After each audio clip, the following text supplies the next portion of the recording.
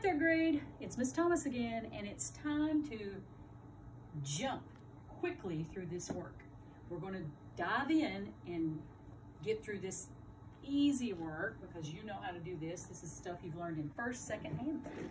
So you know how to do this. So we don't really need to spend a lot of time here because you should know this. If you don't, definitely work through it. The instructions are always given to you at the top and an example. So look at the example. If you have questions, contact me through Google Classroom and I will address those individual questions. This is the basic stuff. We are going to zoom through it today because other work is coming and I'll address that later. So we got to kind of get through this. That does not mean to do the whole packet. Listen to Miss Thomas. Don't do the whole packet at once. We've still got ways to go in this, and we still have 2 more days this week, not including today, if you haven't done any work today. So remember, the goal is at least 20 minutes a day on reading, CKLA, 20 minutes a day on math. If you keep that schedule up, even though you may not be getting a lot of packet work done, you're still doing what we are really wanting you to do. So that's the big focus. But I am going to go through several of these. So here we go. All right, this one, nouns, verbs, and adjectives.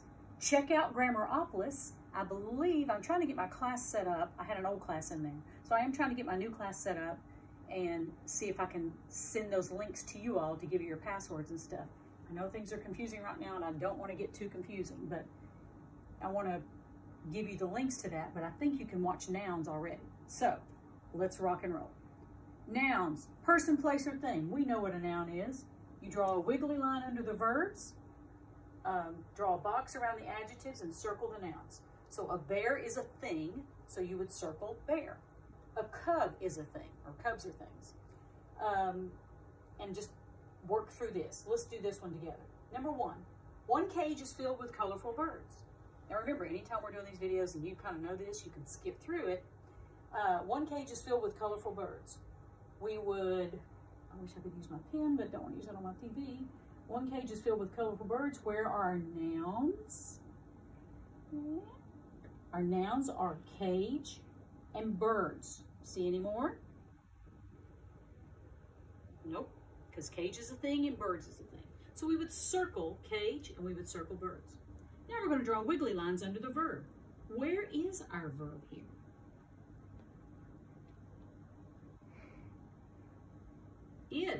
Is filled with our birds. This is a helping verb. Filled is what it's doing. It's filling it. One cage is filled with birds. So is our linking verb. Remember those?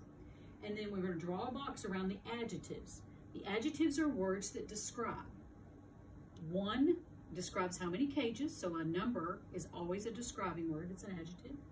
And colorful. Okay?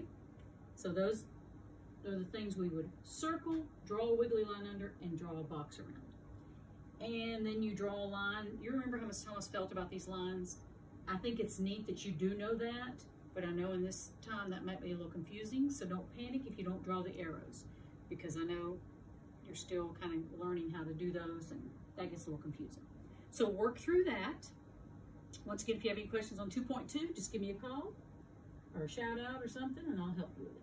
Next one is 2.5. And it's the same thing, guys, okay? Circle the nouns, wiggly line under the verbs. A verb is a word, it's an action word. If you do it, then you do it. If you do it, it's a verb. Say it with me. And draw a box around the adjectives. Draw an arrow from the adjective to the noun it describes. This is focusing on those adjectives so you know that an adjective describes a noun. You remember when we got into adverbs and stuff and that got a little bit deeper. Anton sees a green pepper through the open window. What's the first thing I do? Circle the nouns. Anton. What is Anton? Yes, Elijah. Anton is a proper noun. Proper nouns have to have a capital letter because it's only proper. So, a proper noun, we would have to circle that. Pepper. A pepper is a thing, so we would circle pepper.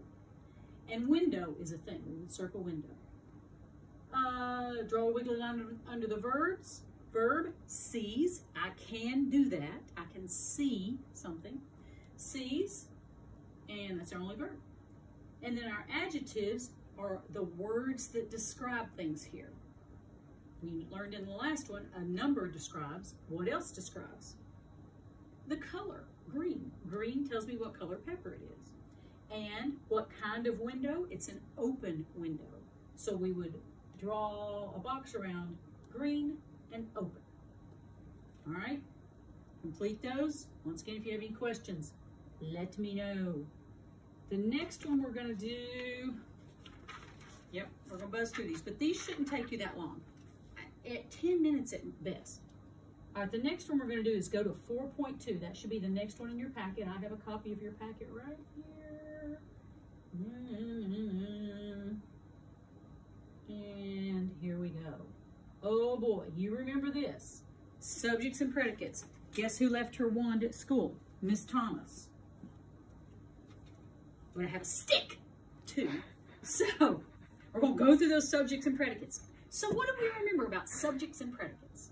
Well, when we watch Schoolhouse Rock, we remember that Mr. Morton is the subject of our sentence. And what the predicate says, sing it. You know it. He does. So you know that. So we played a little game called Star Wars Subjects and Predicates. Sydney's laughing at me. She'll be all right. She doesn't know what goes on in our class, and it's okay. So we had my wand, which is at school, so I'm really going to hurt something with this. But subjects and predicates, let's remind ourselves. A subject is who or what the sentence is about. And you remember we had to hold up the shield that showed subject, so Miss Thomas couldn't take you out of the game.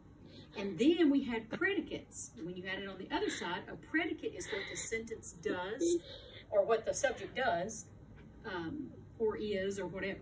So, let's get those wands ready. Hold up your subject or predicate when I go over these. Now this says draw a vertical line separating the subject and predicate. Circle the nouns, draw a wiggly line under the verbs, and draw a square around any adjectives. So, let's just start with recognizing the subject and predicate and drawing the vertical line. Susan's family took the 3-hour tour. Susan's is the, hold up your shield, subject.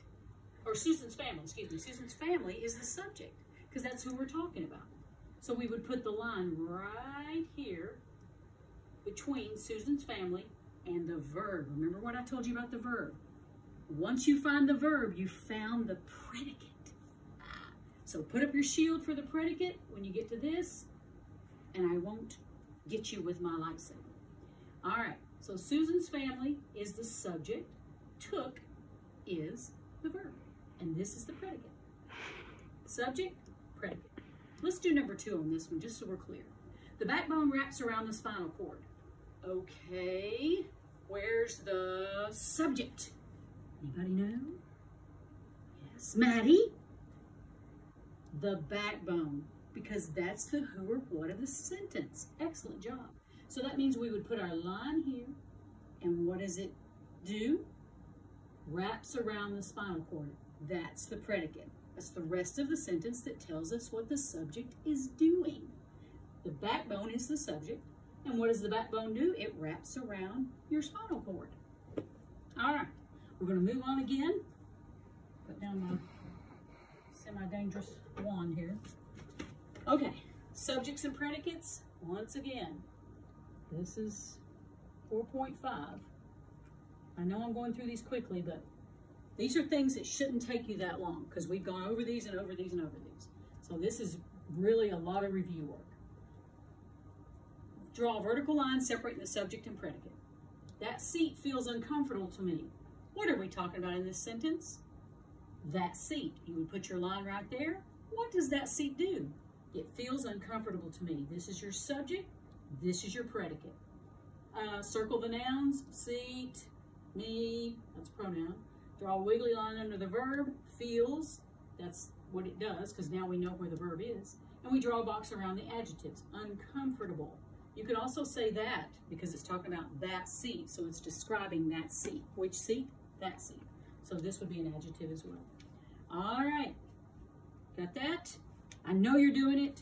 I know you're flying with me today. We're flying, and I get it. And I'm so sorry, but we're trying to get a few of these done. So, let's finish this, and we're going to finish with prefixes and suffixes. Or not prefixes and suffixes. We're just going to do, we're going to do 4.3 and 9.1. So let's look at those. 4.3. We learned with our little whales, un and non. Remember that? Un means not and non means not, right? So all you do in this one is fill in. Last week, our class used non-dairy or non-fictional information to write a class report. Non-dairy would mean what? Audrey? Exactly. Kiss your lovely brain. Still doing my shout outs. I'm trying to get to everybody. Non-dairy. Dairy, that means it was without dairy. It doesn't have dairy in it. So remember what non means. You should have, no, you don't have that in your packet. You can easily Google this if you don't remember, okay?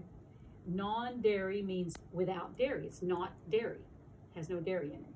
Non-fictional means it's not fiction, right? That means it's real. It's a magazine about sharks. Sharks are real, and it's telling not a story about sharks, but real information about sharks. So, just fill in the correct word. Your parents should be able to help you with this. If you don't know the word, look it up on dictionary.com. You can do that, okay?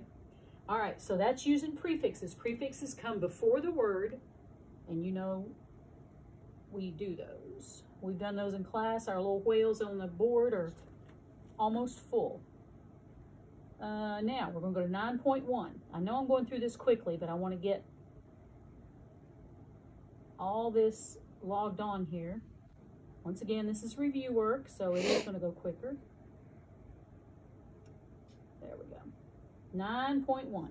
Practicing prefixes, chunks that come before a word to change the meaning of the word. That's what a prefix is. Re and pre. Re means again, that means to do it again or something like that. Pre means before, all right?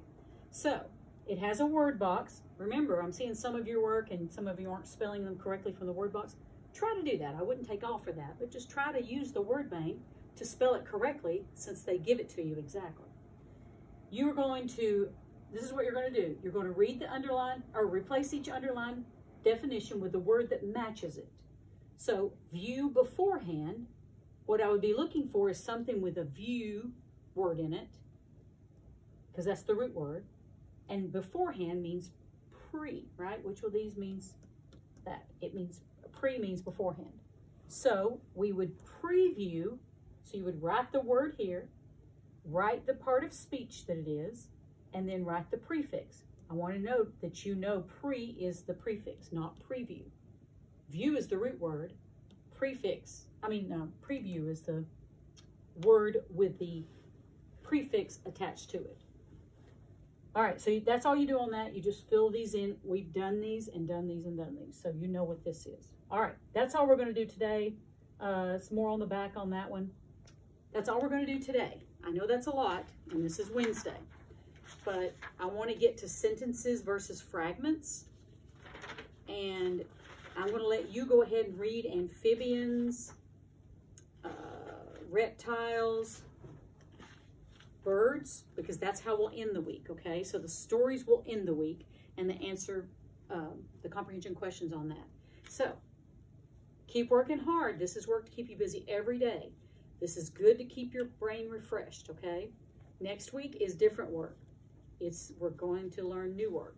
So hang in there with us. We'll get this done.